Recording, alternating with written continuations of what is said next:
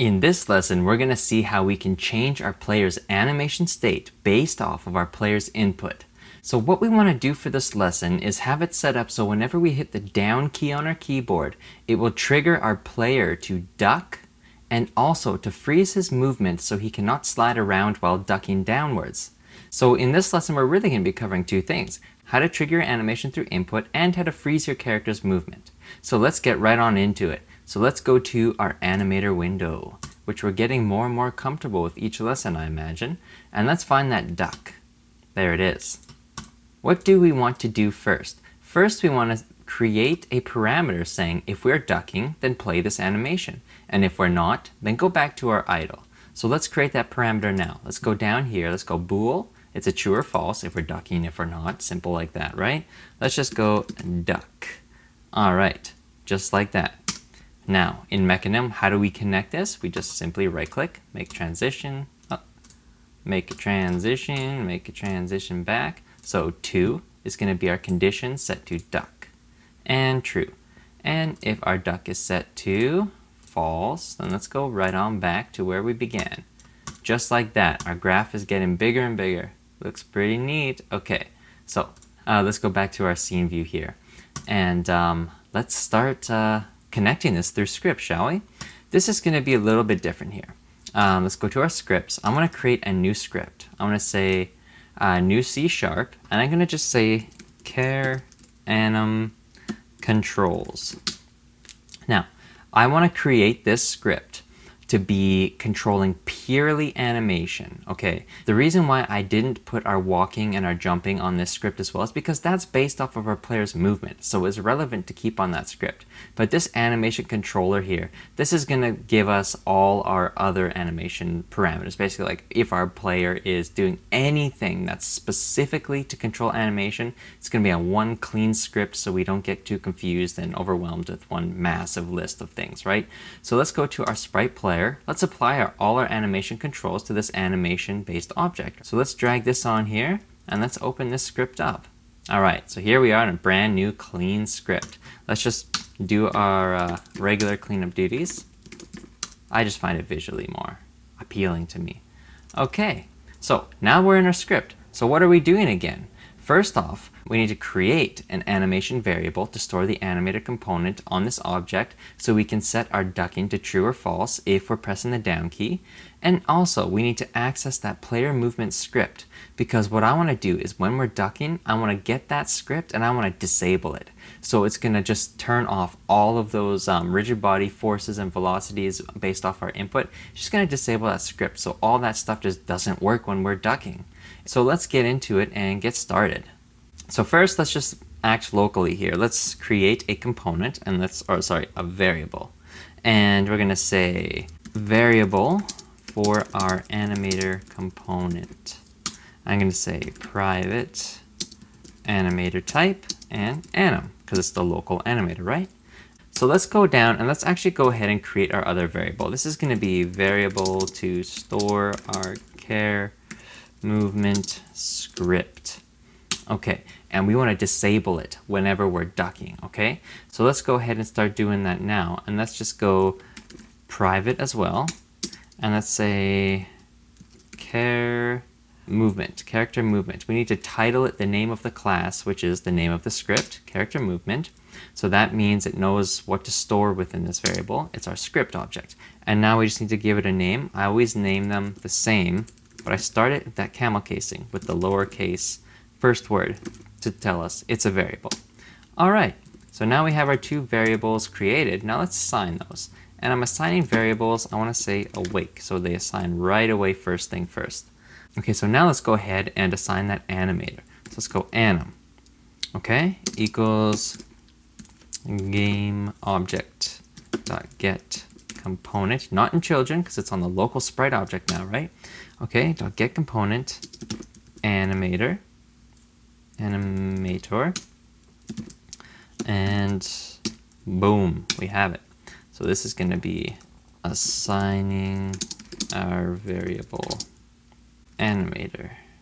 Okay, and now let's go down here and let's say assigning our variable script, our variable character movement script,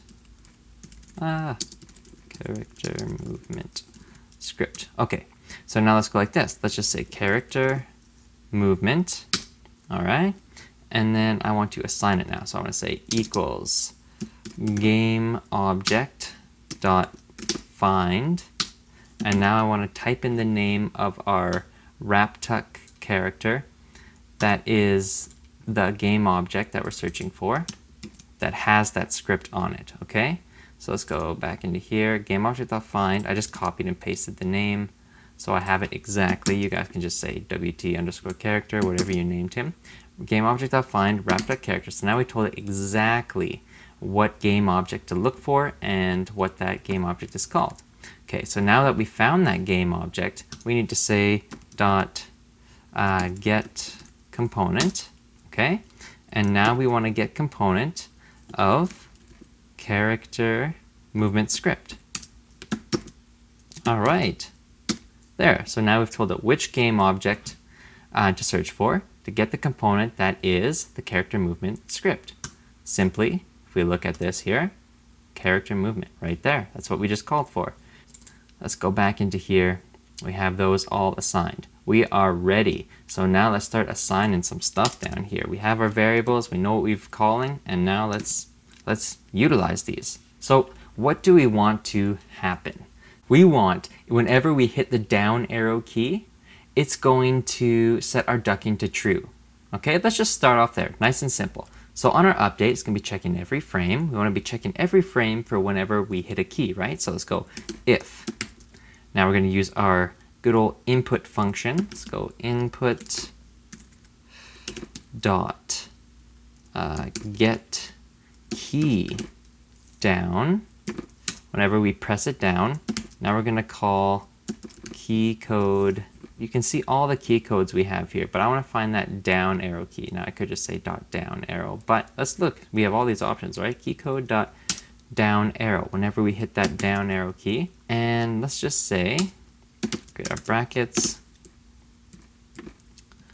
All right, these are all over the place here.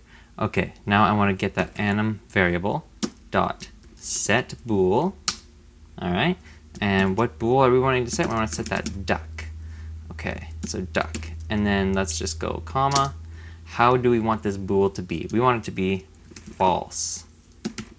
No, we don't. We want it to be true. I'm just thinking non-logically here. So yeah, whenever we hit the down arrow key, we want that duck boolean to go true. All right, and then we have our transition set up. So realistically, let's just save this and let's see what happens here. So let's go back into our game, and oh, I have an error. Where is this error? If input dot get key down void update key code dot here we go. I forgot to add my second bracket there. That's my fault, because there's a bracket for the if and then a bracket for the key down. Gotta pay attention to every little detail. All right, so now we're all good. I'm just gonna clear this out here. So now we have our transition set up. So let's go down. There we go. So now I hit the down key. He's ducking, but there's nothing to set it back to true. Okay, so we need to fix that. So let's go and back to our sprite here, and let's go to our character anim controls. So now let's say we have our input.getKey down. It's going to set it to true. So how do we set it back to false? Well, we have getKey down, but we want to have getKey up. So when we release the key and it's on the up press, then our key code down arrow on the up press is going to set it back to false. So let's go ahead and do that now. So let's go like this. Let's just copy this for time-saving abilities. And let's go if input.getKey up this time. GetKey up. Key code.down arrow, and we want to set this back to false. Brilliant. Okay. So now let's see what's going on here. Play. So I'm going to hit my down key, down, sets that to true. I'm going to release it. There we go. Up, down, up, down, up, down, up, down. There we have it. He's going back and forth to true and false. Perfect. All right. We need to think of a few more logical things here. So let's go back into our script. There's a few things we got to fix. Let's add another little piece of logic here. So how about when we hit the down arrow, and we have access to our character movement. So let's go character movement dot grounded is true, so he has to be grounded as well. Because if he's jumping in the air and you hit the down key, you don't have to be ducking in midair. It'd be kind of weird, right? So let's just think about little things like that, because we have all these variables, so we might as well use them to make our logic as solid as possible. So let's go ground.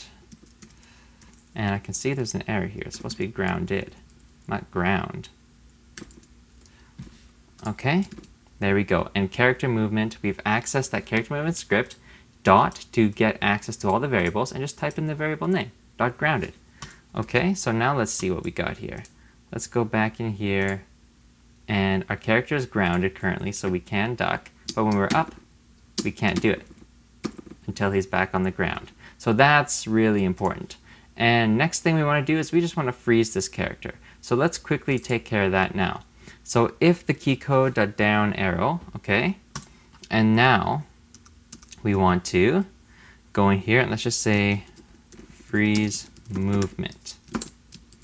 All right, let's copy that there as well. So freeze movement. So how do we do this? Now what we want to do is we want to get that character movement variable that we've called that's currently storing our script. So we want to say character movement, calling a script, dot enabled equals false. Close that off. So let's copy that, paste it for the up press. We want to re-enable that because we don't want him to be frozen forever, right? That wouldn't be fun. True. All right. So we've frozen his movement. I'm also going to say comment here saying set his animation state to duck. All right, we're getting there. Done deal. We've got all that taken care of, and now let's watch this. So we have our WrapTuck character here, all right, and then we have our character movement. Let's watch this. See, all we did was enable, right? So when we go over here and I'm ducking, you can see it's now unchecked, and I can't move no matter what I do. So now I'm ducking, okay, every time I duck and release, just like that. Quick side note pop in. All right, so I'm just coming here to save the day, maybe. Who knows? But you might notice that when you set up your animations, you're noticing a bit of a delay when you hit that down key to do your duck. You might feel like, how come it's not ducking right away? Is my game just slow, or is it something else? It is. It's something else. Your transitions. So let's get into that very quickly here.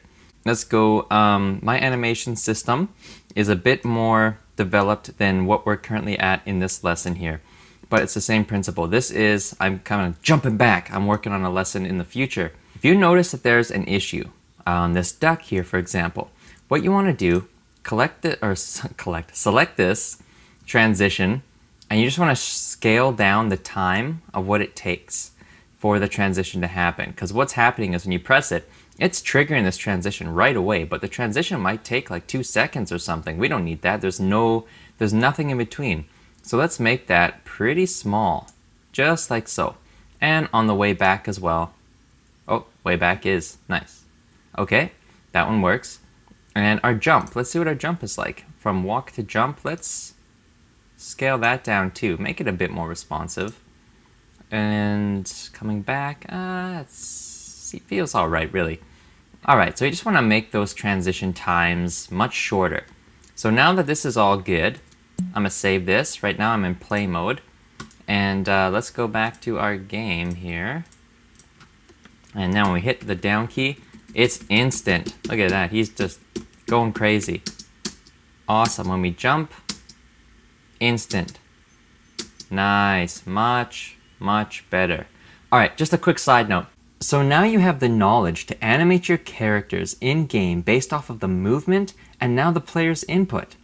Now, in the next lesson, we're going to learn the last method of animation that I use to create this game, which is prop animations. We're going to learn how we can animate objects based off of keyframes we can actually create within Unity rather than reading off of sprites like we've done with this character.